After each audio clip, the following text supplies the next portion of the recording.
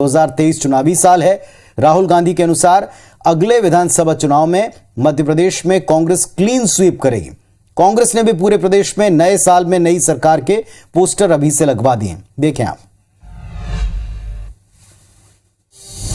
मैं आपको एक बात लिख के दे देता हूं अभी, कांग्रेस मध्य प्रदेश के चुनाव को स्वीप करेगी, बीजेपी वहां दिखाई नहीं देगी। मैं आपको गारंटी करके आप लिख लो और उस समय मुझे बता देना। दिल्ली में एक प्रेस कॉन्फ्रेंस के दौरान कांग्रेस नेता राहुल गांधी ने एमपी विधानसभा चुनाव के लिए बड़ा बयान दिया। उन्होंने कहा कि अब की बार मध्य प्रदेश में कांग्रेस की धमाकेदार जीत होगी। मध्य प्रदेश में राहुल की भारत जोड़ो यात्रा 12 दिन रही। एक और राहुल गांधी ने मध्य प्रदेश विधानसभा चुनाव में कांग्रेस की जीत की भविष्यवाणी की, तो इधर प्रदेश में नए साल के मौके पर कांग्रेस ने पूरे प्रदेश में नए साल में नई सरकार के पोस्टर लगाकर सियासी दावा किया। कांग्रेस सत्ता में वापसी के लिए हाथ जोड़ो अभियान शुरू करने वाली है।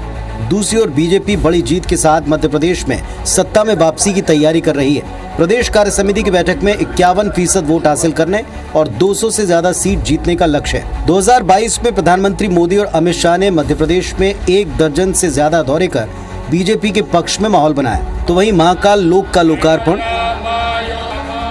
कूनो में अफ्रीकन चीतों का पुनर्वास, रानी कमलापति रेलवे स्टेशन का लोकार्पण जैसे कार्यक्रमों में प्रधानमंत्री मोदी और अमित शाह की आमद ने बीजेपी में नई ऊर्जा का संचार किया है। चुनावी साल में भी बीजेपी कई प्लान बनाकर मैदान में उतरने के लिए तैयार है।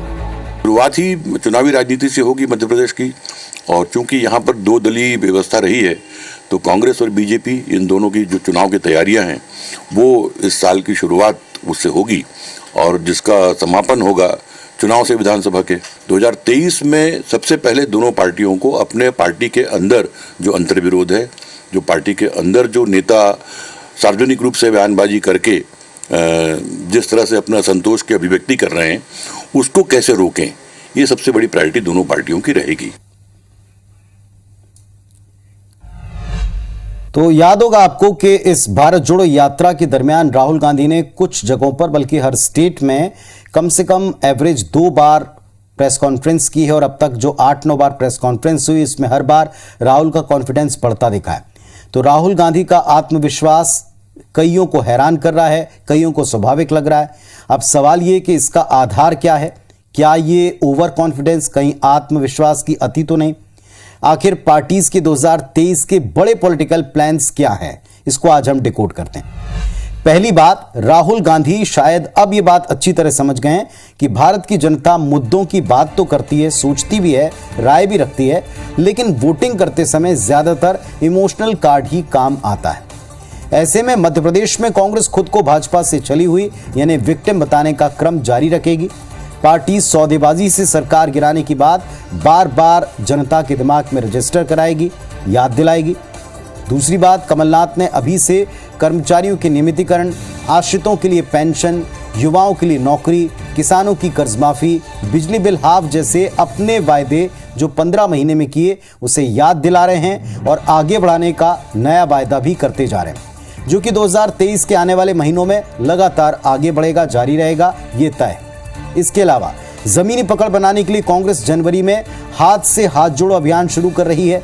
हर महीने ऐसे अभियानों की प्लानिंग हो चुकी है, एक एक करके सामने आएंगे। दूसरी तरफ बीजेपी शिवराज सरकार के बड़े इवेंट्स जैसे जनवरी में प्रवासी सम्मेलन होना है, फिर ग्लोबल इन्वेस्टर समिट की तैयारी है, फरवरी में विकास यात्रा है, सीएम की जन आशीर्वाद यात्रा है।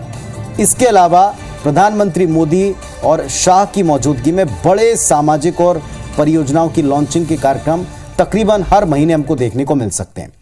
इतना तय है कि दोनों ही पार्टियों ने अपने बड़े नेताओं की मौजूदगी में इन कार्यक्रमों की प्लानिंग से यह तय कर लिया है कि एक भी महीना खाली नहीं जाना चाहिए। अब असरदार किसकी यात्राएं होती हैं ये पता चलेगा। 2023 का अनुमान ये कि मुकाबला बेहद कड़ा और दिलचस्प रहेगा और जो कुछ भी 23 में आगे बढ़ेगा ये 24 में जरूर असरकारक होगा।